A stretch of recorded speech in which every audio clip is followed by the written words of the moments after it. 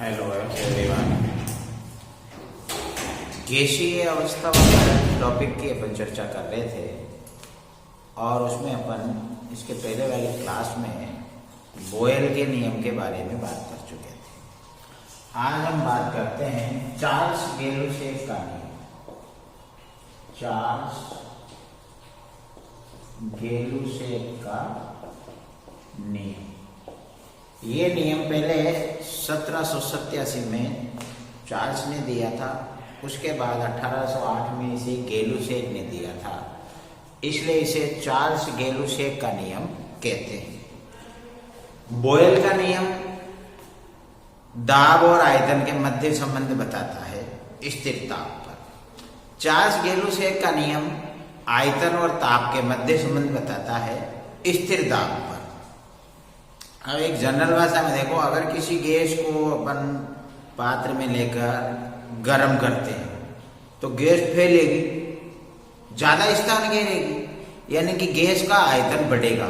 तो जितना अपन गर्म करेंगे यानी जितना ज्यादा अपन ताप बढ़ाएंगे गैस उतनी ही ज्यादा आयतन घेरेगी, यानी कि आयतन और ताप एक दूसरे के समानुपाती होंगे, लेकिन दाब स्थिर होना चाहिए। एक तो अपन गैस को गर्म कर रहे हैं तो गैस फैलने लगे और अगर उस पर अपन दाब लगा दें तो वो फैल नहीं पाएगी। तो दाब आपको अपन को बढ़ाना नहीं है, दाब एक स्थिर रखना है। तो ये नियम की परिभाषा हुई, स्थिर दाब पर गैसों के आयतन उनके परम ताप के समानुपाती होते हैं। तो आयतन को V से व्यक्त करें और ताप को T से व्यक्त करें तो V प्रोपोर्शनल T, और यहाँ स्थिरांक लगाएंगे K, तो V इक्वल टू KT, या T को इधर ले आओ तो V बटा T बराबर K। K एक समानुपाती स्थिरांक है, यानी कि बोयल के नियम में दाब और आयतन का गुणनफल का मान स्थिर था, जबकि चार्ल्स गेलुसेफ के नियम में आयतन और ताप का अनुपात हमेशा स्थिर रहेगा। तो जैसे V1 बटे T1 है, अब अगर अपन ने आयतन को चेंज करके V2 कर दिया तो टेम्परेचर भी चेंज होकर T2 हो जाएगा। तो V1 बटा T1 बराबर V2 बटा T2 बराबर, और चेंज करते हो तो V3 बटा T3 बराबर V4 बटा T4, यानी कि इन दोनों के मान भले बदल जाए लेकिन दोनों के अनुपात का जो मेन आंसर है वो नहीं बदलेगा। तो ये अगर अब आप आयतन और ताप के मध्य संबंध खींचोगे, वक्र खींचोगे, तो ये दोनों एक दूसरे के समानुपाती है। तो जैसे ये ताप है और ये आयतन है, तो एक चढ़ती हुई रेखा प्राप्त होगी, यानी कि जैसे जैसे ताप बढ़ाएंगे वैसे वैसे आयतन भी बढ़ेगा। तो ताप में वृद्धि करते जाओगे स्थिर दाब पर तो आयतन में भी वृद्धि होती चली जाएगी। तो ये बोयल और चार्ल्स दोनों के नियम हो चुके हैं। अब इसके बाद में नंबर आता है संयुक्त गैस समीकरण का। इसमें अपन बोयल और चार्ल्स दोनों के नियमों को एक साथ मिलाकर संयुक्त कर देते हैं, जिससे संयुक्त गैस समीकरण आ जाएगी। तो देखो, बोयल के नियमानुसार, बोयल के नियमानुसार, तो बोयल का नियम क्या था? दाब व्युत्क्रमानुपाती होता है आयतन के, या आयतन व्युत्क्रमानुपाती होता है दाब के। चार्ल्स गेलुसेफ के नियम की बात करें अपन तो चार्ल्स के नियमानुसार यहां आयतन समानुपाती होता है परमताप T के। तो ये इक्वेशन नंबर 1 हो गई, ये 2 हो गई। तो दोनों को जोड़ दो आप समीकरण 1 व 2 से। एक में V प्रोपोर्शनल 1 बटा P है और यहाँ V प्रोपोर्शनल T है, यानी कि T ऊपर है और P नीचे है। तो V प्रोपोर्शनल T बटे P, या V बराबर समानुपाती की जगह स्थिरांक लगाएंगे K, तो K T बटा P। अब P को इधर भेज दो तो नीचे से इधर जाएगा तो ऊपर चला जाएगा, और T को इधर ऊपर से लाओगे इधर तो नीचे चला जाएगा, इधर केवल K रह जाएगा। तो ये क्या हो जाएगा? PV बटा T बराबर स्थिरांक। तो दोनों के नियमों से मिलकर आया है कि पीवी और टी का अनुपात स्थिर रहेगा। तो इससे अपना सूत्र और बना सकते हैं कि P1 V1 बटा T1 बराबर P2 V2 बटा T2। तो इनको कितने ही चेंज कर दो, लेकिन पीवी बटा टी का मान हमेशा स्थिर रहेगा। तो इसको हम संयुक्त गैस समीकरण बोलते हैं। इसके बाद में अगला नियम आता है आवोगाद्रो के नियम का नंबर।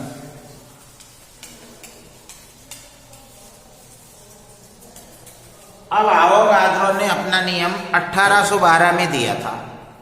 आवोगाद्रो का नियम कहता है कि ताप और दाब की समान परिस्थितियों में विभिन्न गैसों के समान आयतन में अणुओं की संख्या समान होती है। मतलब ताप और दाब अलग अलग गैसें रखी हुई है, सब समान ताप और समान दाब पर रखी हुई है। और अगर उनके आयतन भी समान है, जैसे एक पात्र में 2 लीटर ऑक्सीजन है, दूसरे पात्र में 2 लीटर नाइट्रोजन है, तीसरे पात्र में 2 लीटर कार्बन डाइऑक्साइड है, तो ऑक्सीजन में ऑक्सीजन के अणु है O2 O2 O2, नाइट्रोजन में नाइट्रोजन के अणु है N2 N2 N2, CO2 में CO2 CO2 के अणु है। अब ये समान ताप और समान दाब पर है और इनके आयतन भी समान है 2-2 लीटर, तो फिर इनमें अणुओं की संख्या भी समान होगी। O2 में O2 के जितने अणु होंगे, नाइट्रोजन में N2 के उतने ही अणु होंगे, CO2 में CO2 के उतने ही अणु होंगे। कुल मिलाकर नियम हुआ कि ताप और दाब की समान परिस्थितियों में विभिन्न गैसों के समान आयतनों में अणुओं की संख्या समान होती है। इसका मतलब ये हुआ कि यदि विभिन्न गैस के नमूने ताप नमूनों में समान ताप और दाब पर अणुओं की संख्या समान है, तो फिर वो आयतन भी समान ही घेरेगी। सीधा सीधा मतलब ये निकल रहा है, यानी कि गैसों के समान आयतनों में अणुओं की संख्या समान होती है अगर ताप और दाब समान रखे जाए। तो जितना आयतन होगा उतने ही गैस के मोलों की संख्या होगी। कुल मिलाकर गैस का आयतन गैस के मोलों की संख्या के समानुपाती होता है। तो इस नियम को अपन लिख सकते हैं V समानुपाती N। अब अपन अगर तीनों नियमों को जोड़ दे, बॉयल के नियम को, चार्ल्स गेलुसेक नियम को और एवोगैड्रो नियम को, तो अपने पास आदर्श गैस समीकरण प्राप्त हो जाएगी। बॉयल का नियम था V प्रोपोर्शनल 1/P, ये बॉयल हो गया। चार्ल्स का था V प्रोपोर्शनल T, तो ये चार्ल्स का हो गया। और आवोगाद्रो का है V प्रोपोर्शनल N। अब इन तीनों को जोड़ेंगे तो V प्रोपोर्शनल N और T ऊपर है और P नीचे है, तो NT बटा P। और V बराबर यहां स्थिरांक लगाते हैं R, NT बटा P। P को इधर भेज दो तो PV बराबर NRT। ये आदर्श गैस समीकरण है, यानी आदर्श गैसों की अवस्था समीकरण है। PV बराबर NRT। यहां R एक स्थिरांक है जिसका मान अलग अलग विमाओं में अलग अलग होता है, यानी अलग अलग मात्रकों में अलग अलग होता है, जिसकी भी अपन कैलकुलेशन करेंगे। उसके बाद अपन न्यूमेरिकल्स भी इसके करेंगे अलग अलग मात्रकों में। N गैस के मोलों की संख्या, T परमताप, P गैस का दाब और V आपका आयतन हो गया। अब इससे पहले कि अपन R के अलग अलग मात्रकों में मान निकालें, अपन मोलों की अवधारणा के बारे में भी बात करना चाहेंगे। मोल क्या है? मोल का मतलब क्या होता है? तो मोल एक तरीके से निर्धारित किया गया मान है कि किसी भी गैस के एक मोल में, अपनी सामान्य भाषा में अपन बात कर सकते हैं कि किसी भी गैस के एक मोल में या किसी भी पदार्थ के एक मोल में, गैस हो, द्रव हो, ठोस हो, किसी भी पदार्थ के एक मोल में उसके परमाणु भार या अणुभार के बराबर ग्रामों में मात्रा होती है। क्योंकि वो पदार्थ अगर कोई तत्व है तो स्वाभाविक है वो परमाणुओं से मिलकर बना हुआ है। अगर वो कोई यौगिक है तो वो अणुओं से मिलकर बना हुआ है। पदार्थ आयनों से मिलकर भी बना हुआ हो सकता है। तो किसी भी पदार्थ के एक मोल में अणुओं यदि अणुओं से मिलकर बना हुआ है, परमाणु यदि परमाणु से मिलकर बना हुआ है, और आयनों यदि आयनों से मिलकर बना हुआ है की संख्या निश्चित होती है आवोगाद्रो की संख्या के बराबर अणु परमाणु या आयन होते हैं। आवोगाद्रो की संख्या का मान फिक्स है, इसको Na से प्रदर्शित करते हैं, नंबर ऑफ एवोगैड्रो, जिसका मान होता है 6.022 इंटू 10⁻23। तो यानी कि किसी भी पदार्थ के एक मोल में इतने अणु होंगे अगर वो अणुओं से मिलकर बना हुआ है, या इतने परमाणु होंगे यदि वो परमाणु से मिलकर बना हुआ है, या इतने आयन होंगे यदि वो आयनों से मिलकर बना हुआ है। तो समस्त पदार्थों के एक मोल में इतनी संख्या होती है अणु परमाणु या आयन की। मोलों की संख्या बढ़ेगी तो ये संख्या भी उसी अनुपात में बढ़ती हुई चली जाएगी। अब अणु भार या परमाणु भार, पहले प्रथम क्या है, अब जैसे परमाणु भार, सोडियम का परमाणु भार 23 होता है। अब 23 का मतलब क्या, सोडियम का एक परमाणु 23 ग्राम का है, या 23 किग्रा का है, या 23 मिलीग्राम का है। यहां इसका ये मतलब नहीं है। यहां ये मतलब है कि सबसे हल्का परमाणु होता है हाइड्रोजन का। तो सभी तत्वों के परमाणु भारों की तुलना हाइड्रोजन के एक परमाणु के भार के साथ की गई है। तो हाइड्रोजन के परमाणु भार को 1 माना जाता है, सबसे छोटा है तो मान लिया ये 1 है, इसके पीछे कोई यूनिट नहीं है। तो अब सोडियम का परमाणु भार 23 है, तो इसका मतलब ये हुआ कि सोडियम का एक परमाणु हाइड्रोजन के एक परमाणु से 23 गुना भारी है। ऑक्सीजन का परमाणु भार 16 है, इसका मतलब हुआ कि ऑक्सीजन का एक परमाणु हाइड्रोजन के एक परमाणु से 16 गुना भारी है। नाइट्रोजन का परमाणु भार 14 है, तो इसका मतलब हुआ कि नाइट्रोजन का एक परमाणु हाइड्रोजन के एक परमाणु से 14 गुना भारी है।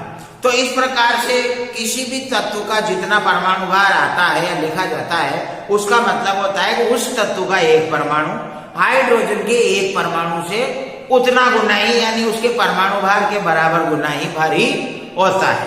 लेकिन बाद में हाइड्रोजन को मानक नहीं माना गया, क्योंकि इसका जो कैलकुलेट किया गया तो परमाणु भार फिक्स 1 नहीं होकर 1.008 होता है। तो इसके बाद में इसी परमाणु भार की तुलना ऑक्सीजन के साथ भी की गई, लेकिन वो भी मानक नहीं रहा। और फिर कार्बन का एक समस्थानिक होता है कार्बन 12, जिसका परमाणु भार फिक्स 12.0000 यानी एक्यूरेट 12 ही होता है। अब 12 का 1/12 करेंगे तो 12 में 12 का भाग देंगे तो 1 हो जाएगा, यानी कि कार्बन के परमाणु का 1/12वां भाग यानी 1 हो गया, क्योंकि हाइड्रोजन के एक परमाणु का भार 1 माना जाता है, होने में 1.008 होता है, तो इसलिए सही कैलकुलेशन नहीं होगी। लेकिन कार्बन के एक परमाणु का 1/12वां भाग, तो कार्बन के एक परमाणु का भार 12 है, तो उसका 1/12वां भाग वापस 12/12 यानी कि 1 हो गया। तो अब किसी भी तत्व के परमाणु भार की तुलना किससे की जाती है? पहले हाइड्रोजन के एक परमाणु से की जाती थी, अब कार्बन के एक परमाणु के 1/12वें भाग से, यानी 1 की तुलना में उतना गुना भारी किया जाता है। यानी कि किसी तत्व का परमाणु भार उस संख्या को बताता है जो कि कार्बन 12 समस्थानिक के 1/12वें भाग से जितना गुना भारी होता है। अब कार्बन का 12 वाला समस्थानिक का परमाणु भार 12 होता है, और किसी भी पदार्थ के एक मोल में उस पदार्थ के परमाणु भार या अणु भार के बराबर ही अणु परमाणु या आयन होते हैं। अब तो इसका मतलब कार्बन का परमाणु भार 12, तो इसका मतलब 12 ग्राम कार्बन का मतलब 1 मोल हो गया। तो किसी भी पदार्थ का 1 मोल उस पदार्थ के अणु भार या परमाणु भार के बराबर ग्राम में मात्रा को व्यक्त करता है। ऑक्सीजन का परमाणु भार 16 होता है, यानी 16 ग्राम ऑक्सीजन 1 मोल ऑक्सीजन। कार्बन का परमाणु भार 12, तो 12 ग्राम कार्बन 1 मोल कार्बन। शर्करा सुक्रोज, यानी जिस शक्कर को हम घरों में खाते हैं, जिसका सूत्र है C12H22O11 और इसका अणुभार निकलता है 342, तो यानी 342 ग्राम शक्कर का मतलब 1 मोल शक्कर हो गई। जल का सूत्र होता है H2O और इसका अणुभार होगा 2 हाइड्रोजन का 2, 1 ऑक्सीजन का 16 और 2 18। इसका मतलब 18 ग्राम जल का मतलब 1 मोल जल हो गया। सोडियम क्लोराइड खाने का नमक NaCl, Na का परमाणु भार 23, Cl का परमाणु भार 35.5, तो दोनों को जोड़ेंगे तो 58.5। तो NaCl का अणुभार आ रहा है 58.5, इसका मतलब ये हो गया 1 मोल, यानी कि 58.5 ग्राम NaCl, इसका मतलब 1 मोल NaCl। और किसी भी पदार्थ के 1 मोल में आवोगाद्रो की संख्या के बराबर अणु परमाणु या आयन होते हैं। अब कार्बन का 1 मोल यानी कितना ग्राम हुआ? 12 ग्राम। तो 12 ग्राम कार्बन में यानी कि 1 मोल कार्बन में जितने कार्बन के परमाणु होंगे उतने ही संख्या में अणु परमाणु या आयन किसी भी पदार्थ के 1 मोल में होंगे। तो 1 मोल को किस प्रकार से परिभाषित कर सकते हैं? तो किसी पदार्थ के 1 मोल में अणुओं परमाणुओं या आयनों की उतनी ही संख्या होती है जितनी की 12 ग्राम कार्बन। 12 ग्राम को किग्रा में बदलेंगे तो 1000 का भाग देंगे तो 0.012 किग्रा। तो 12 ग्राम कार्बन या 0.012 किग्रा कार्बन में अणुओं परमाणुओं या आयनों की संख्या होती।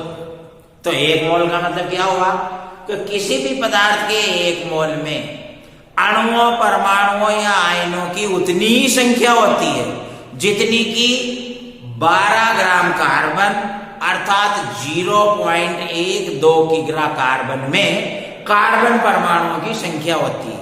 तो इस प्रकार से किसी भी पदार्थ के 1 मोल में आप उस पदार्थ का परमाणु भार निकाल लो, अगर परमाणुओं से मिलकर बना हुआ है तो, या अणुभार निकाल लो, अणुओं से मिलकर बना हुआ है तो, या आयनों का भार निकाल लो, आयनों से मिलकर बना हुआ है तो, ये जो परमाणु भार, आयनिक भार या अणुभार जो आएगा वो उसको ग्राम में मोलो, उतना ग्राम पदार्थ उस पदार्थ के 1 मोल के बराबर होगा। इसके आधार पर अपन कुछ न्यूमेरिकल्स और गणितीय गणनाएं भी करेंगे जिससे ये चीज आपको और ज्यादा क्लियर हो जाएगी। तो फिलहाल अपन ने 1 मोल की बात की है, इसके बाद अपन गणनाओं में इसको और ज्यादा समझेंगे। उसके पहले अपन जो गैस स्थिरांक अपना R आया था, R का अलग अलग मात्रकों में अलग अलग मान होता है, उसको भी अपन कैलकुलेट करेंगे। और फिर NTP, STP और SATP की भी अपन चर्चा करेंगे।